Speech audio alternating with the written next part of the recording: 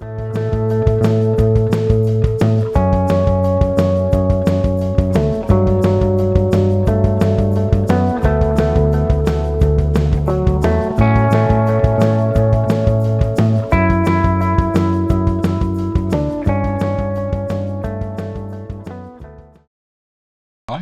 back to another video on the old YouTube channel, and welcome back to another Darktable masking video. And today we're going to look at drawn masks and the mask manager.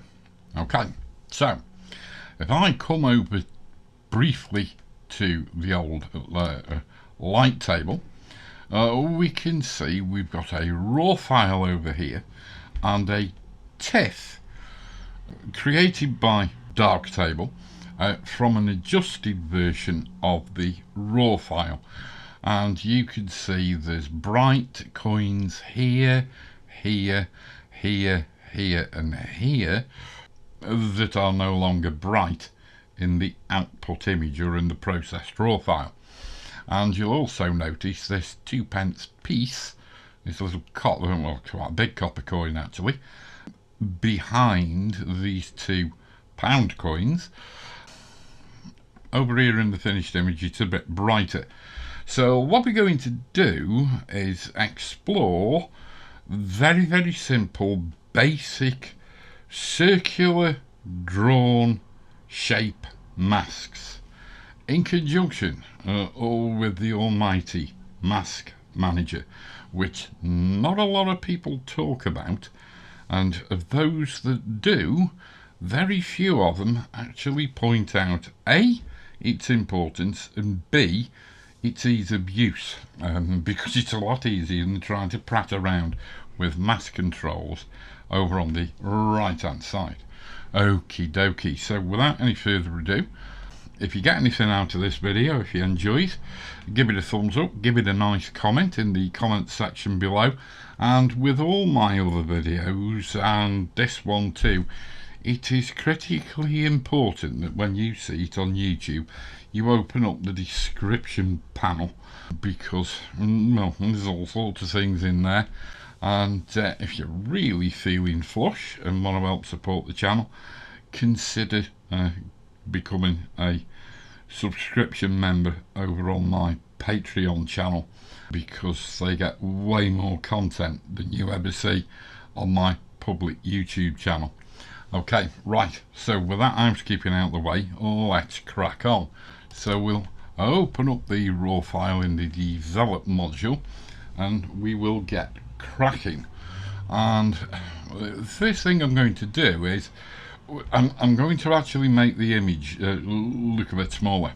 So we are going to control and scroll wheel to get it down to 12%. I've done that because for a lot of these shapes I'm going to have to put the majority of the shape outside the image bounds, and so it's going to be a little bit difficult to do that. I'll bring it up a little bit. What are we? Oh, I can't read that. 16%, is it? So let's crack on. So we're going to use two modules. We're going to use the exposure module and we're going to use the color balance RGB module. And so first thing we're going to do is come into exposure, and I'm going to leave the exposure alone for a moment, and I'm not going to come into drawn and parametric masks, which is where you usually see me go when I'm processing an image in Darktable. I'm not going to go there because that's a world of pain. Okay, for those of you who are not familiar with masks, that can be a world of pain, especially when we start talking about modes other than exclusive mode. So we're not going to be touching parametric masks in this video today either. We're just going to stick with drawn masks. And what I need to do is, over here I need to scroll down until I can see my mask manager, and I suggest you do the same. If the mask manager is closed, open it. If the properties panel underneath it is closed, open that as well. There's nothing in it because there's no mask been drawn. First of all, in drawn masks, we can see we can produce a circular shaped drawn mask.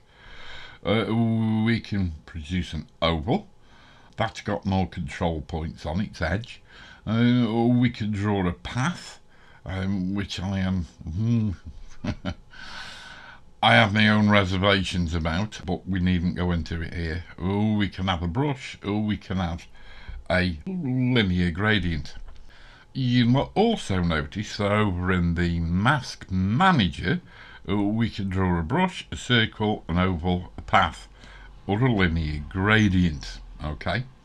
Now, I prefer, for some reason or other, I can't explain it, but I prefer to select the type of mask over here, but I prefer to control it from over in the Mask Manager.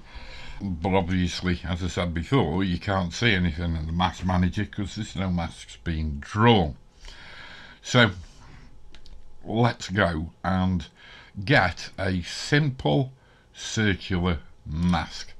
Alrighty, and what we need to do, make sure you click on it, Andy. We can use the scroll wheel to actually change its size. Okay, and you can use the various function operator keyboard shortcuts to change its opacity and its hardness or feathering, if you like. But you'll also notice over in the properties panel we can control opacity, size and feather. Yeah, same thing. Okay, so what we are going to do first of all is to create a mask and use the scroll wheel to basically find a radius that will suit this particular bright coin here. So that'll just about do. You'll see my feathering is down at 0.05. It's at its minimum degree of feathering. I actually wish we could select 0.00, but well, there you go. So let's click and add that mask, and you can see the center point of the mask is actually outside the image area, and that's why I've made the picture smaller so I can work outside my image area. So next thing we're going to do is add an adjustment, and we are going to go and reduce the exposure till we see the texture come into the coin, and I might actually use a little bit of adjustment on the black level correction. You see, if we turn the black level correction up, that will make the black go blacker, and if we turn it down by making it negative, you can see the contrast has dropped in the coin.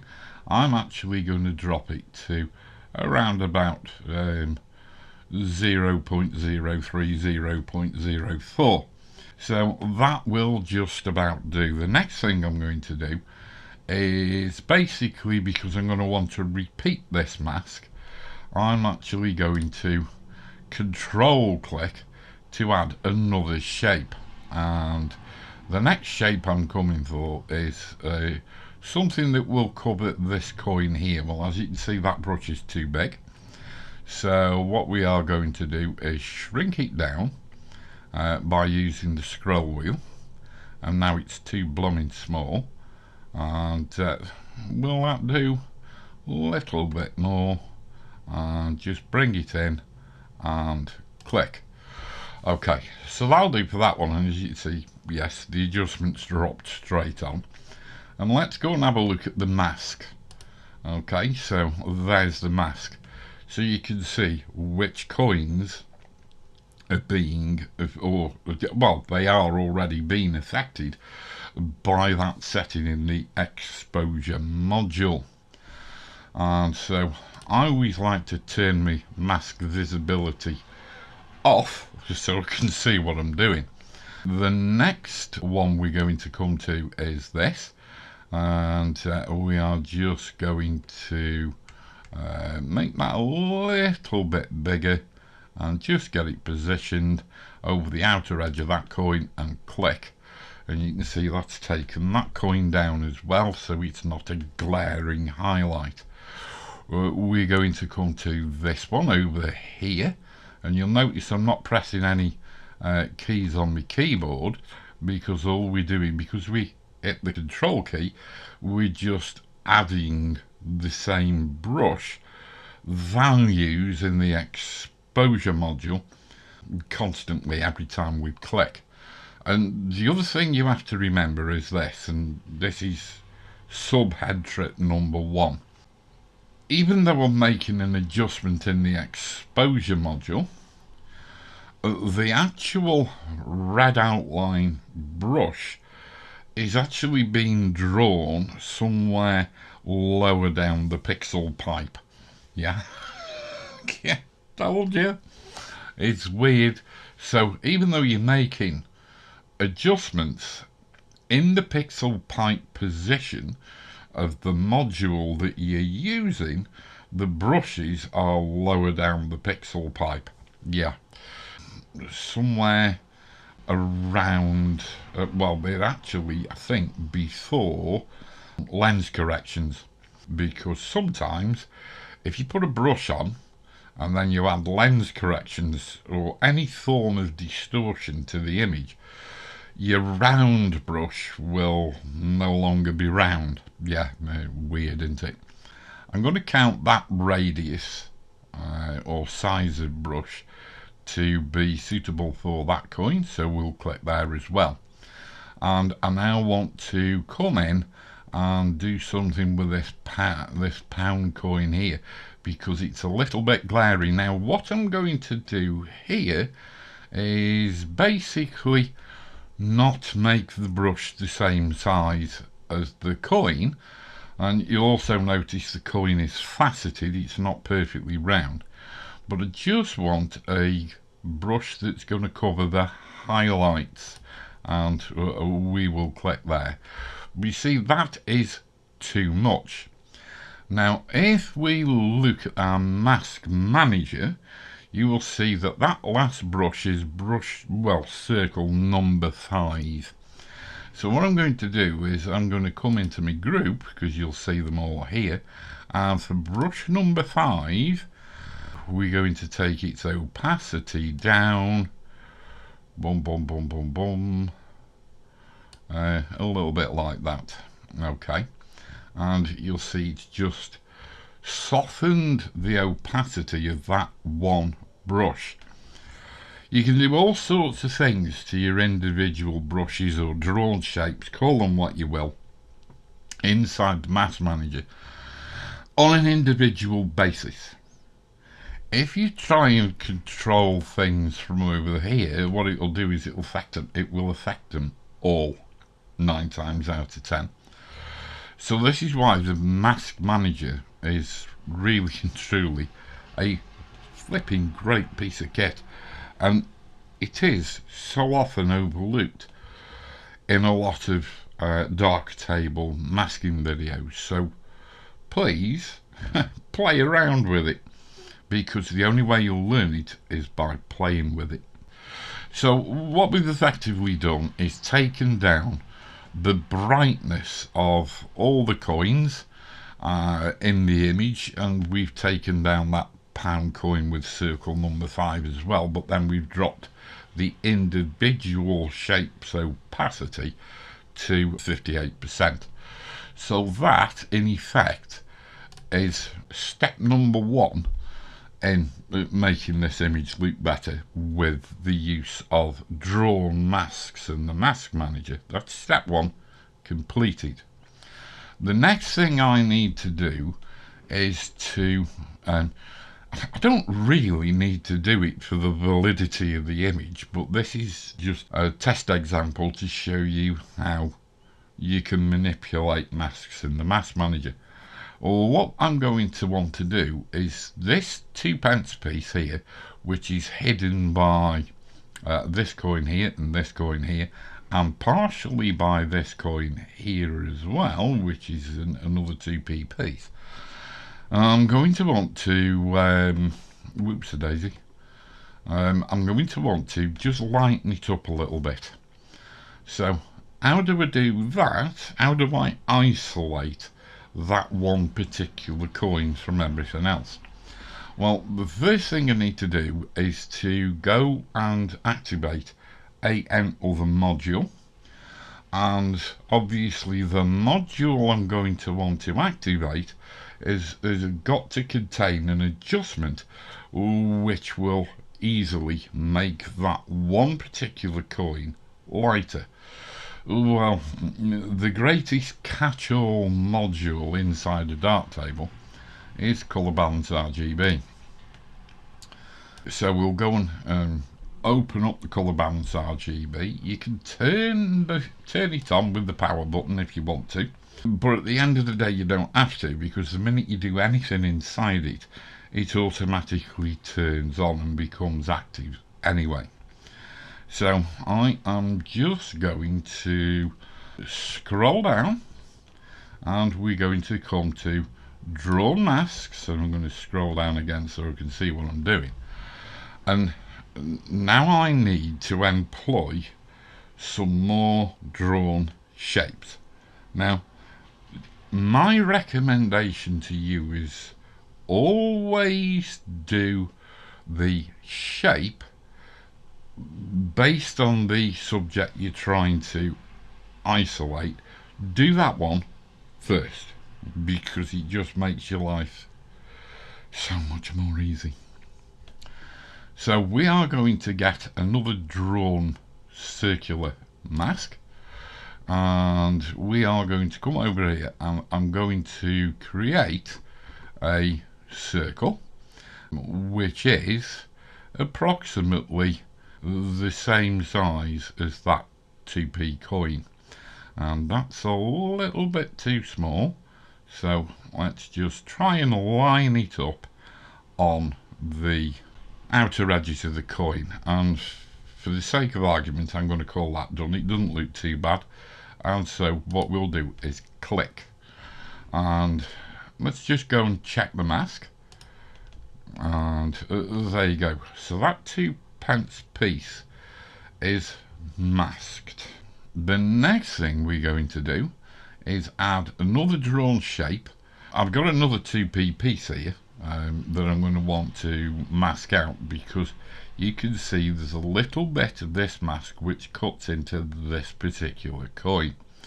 So seeing as the two coins are identical, their sizes will be pretty much the same, and so we're going to click there, and now I've got two masks, two circular masks.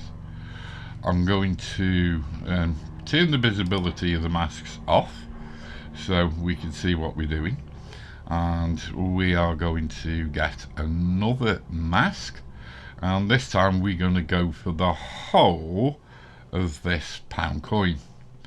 And what I want to do is just, it's difficult to get a circular mask to fit it because it's faceted, but that'll just about do, I think.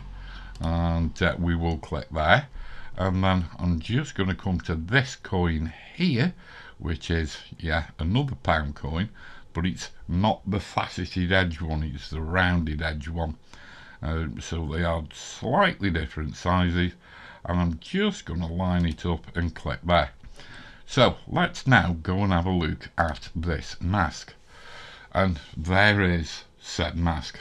Right, now this is another nice thing where the mask manager comes in really handy, and you'll also see that the order in which I place the masks on the image, these are the first one, comes in quite handy. So we'll turn the visibility of the mask off.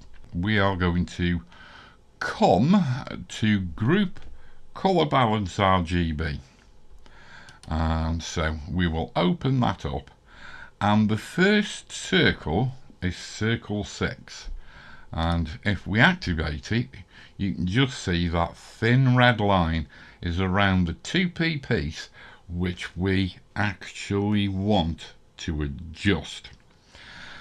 So how do we isolate that? It's real simple. All the other three circles above, you see these icons here, that means they are in the union operator mode. We need to change that, and all three of them actually need to be right clicked and the union mode changed to difference.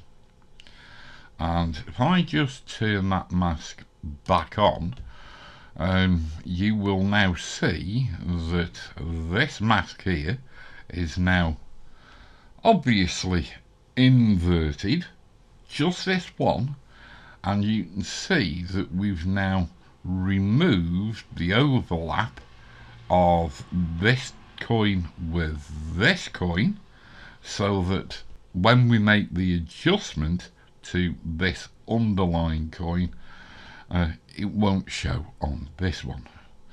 But what we've now got to do is turn the visibility of the masks off. We will now go and change this one to difference, and we will change this one to difference. Now let's go and look at the mask and see what's happened. Ta-da! So we've now got a mask drawn with simple circular brushes or shapes, and we've got a selection of exactly the part of the image that we want. You can do this in Photoshop. You could even do it in Lightroom, but it'd be a lot fussier. Yeah. And especially if you tried it in Lightroom, it will take you longer to actually do this process than it does in Darktable. This is super smashing great. I absolutely love it. So what are we going to do now? Real simple. Turn off the visibility of the mask, you scroll up and just turn up the global brightness or brilliance of said coin, and there we go. You could even go and make it look stupid by giving it a slight hue shift. Okay. But you can see the amount of control that mask gives us. I'm not going to do that, honestly. Right. But what we could do is we could give it a little boost in contrast. Okay, so it sort of matches the same contrast as this, because with it being a little bit further back, it's not subject to quite as much light falling on it as this one here. So, as I said, that's been a very, very simple demonstration of how to use the Mask Manager in conjunction with drawn masks. Now, the more observant of you may well have noticed a ways back I omitted to do one thing. When I created the circular mask in this pound coin, yes, we changed its opacity so it wasn't quite so aggressive, but we have this harsh line here because the radius, or feather if you like, was set to such a low value. Here comes the Mask Manager yet again. Where was that particular adjustment made? It was made not in group color balance RGB, so we will minimize group color balance RGB, and we will come back to group exposure. And which one was the brush relevant to the small circular adjustment that we put on this pound coin. It was that one. And if I hover over the edge, you can see I've got a control point. Now it is the only control point you've got on a circular drawn mask. And if I click and drag that out, you can see it's changing the feather. Now the only thing is it's changing the feather proportional to the shape and size of the drawn mask. So if I feather out the adjustment or the edge of the circular mask, I'm going to create overspill onto these other areas, which technically would be a bad thing. And so what I'm going to do is, instead of using that drawn circular mask, is I'm going to use a path. And basically I need to come back over to the exposure module, come back into my drawn masks, and what I need to do is to add a path. Okay, and let's just see. It's not in yet because we haven't drawn a path, so it's not in the group. And what we're going to do, and I'm not very good with the path tool, I'm going to click, click, click, staying within the confines of the edge of the mask. Okay, we'll click there, click just about there, and click there,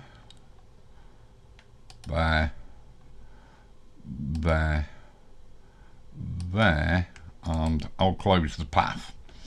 So if I come back to group exposure now, you can see I've got this path in there, but I've also got circle number 5. So what I'm going to do is I'm going to remove circle number 5 from the group.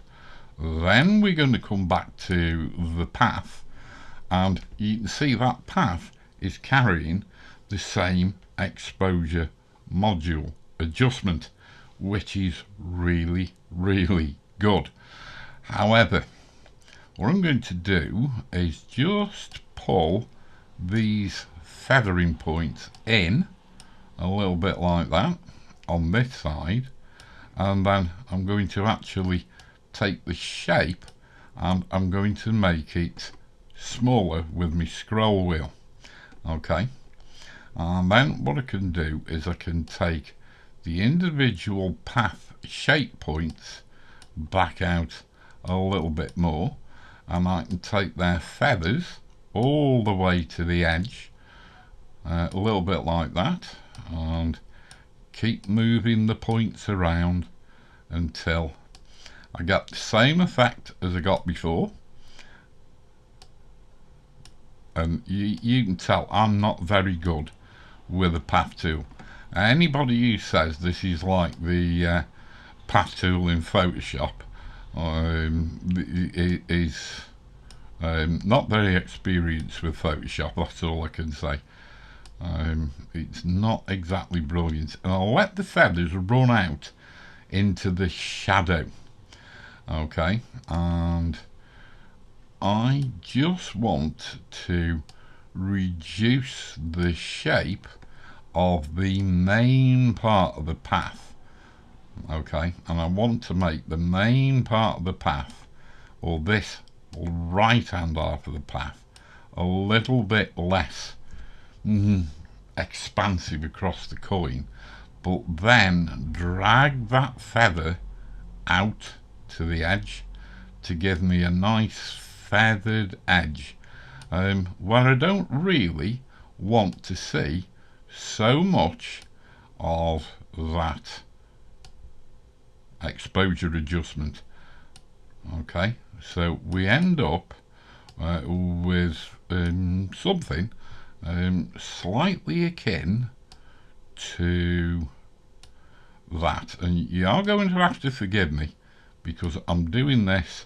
I should actually be doing this with me Wacom tablet, and I'm not. I'm actually doing this with the trackball, and it's not as easy with a trackball as you might think. But you can see my generalised feather is right up now, and I'm just going to knock the actual amount back just a little bit, not too much. Where's it gone? That's gone all the way down to 5%. So I'm just waiting for these highlights to come and drop just a little bit. Okay, somewhat akin to that, and